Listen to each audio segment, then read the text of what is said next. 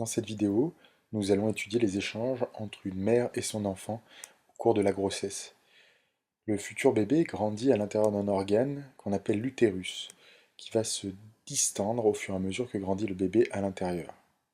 Plus précisément, le futur bébé flotte dans une poche qu'on appelle l'amnios et qui contient un liquide, le liquide amniotique, représenté en bleu sur cette image.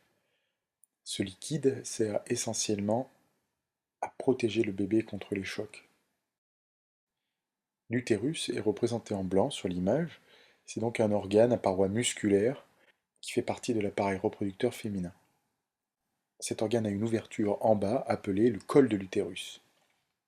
Le bébé est relié à sa mère par un cordon, le cordon ombilical qui contient deux artères et une veine. Ce cordon ombilical est connecté à un organe appelé placenta collé contre la paroi utérine. Le col de l'utérus s'ouvre sur un organe appelé le vagin. C'est par ce conduit que sortira le bébé lors de l'accouchement. Il sert également au rapport sexuel. Le bébé flottant dans le liquide amniotique, comment fait-il pour se nourrir ou bien même respirer? C'est le rôle du placenta. Lors de la grossesse, l'utérus d'une femme accueille et protège le fœtus en développement pendant approximativement 40 semaines.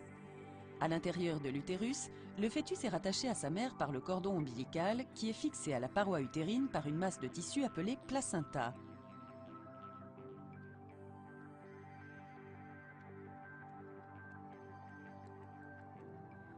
Le placenta et le cordon ombilical transportent le sang oxygéné et les nutriments depuis la mère vers le fœtus en développement et renvoient les déchets du fœtus vers la circulation de la mère pour les éliminer. Le placenta empêche le sang maternel et le sang fœtal de directement se mélanger. Seules les substances de petite taille, comme les gaz, les nutriments comme le glucose, peuvent traverser la barrière placentaire. En effet, le glucose est une molécule de taille 10 000 fois inférieure au globule rouge que vous voyez à l'écran. C'est le cas malheureusement aussi pour toutes les substances dissoutes de type alcool, nicotine, qui vont pouvoir traverser la barrière et se retrouver dans le sang du fœtus. Certains virus également, comme le virus du sida, sont tellement petits qu'ils peuvent aussi traverser la barrière. Le placenta joue donc le rôle de poumon, mais aussi le rôle d'intestin en quelque sorte, pour le fœtus qui pendant la grossesse ne mange pas ni ne respire pas vraiment.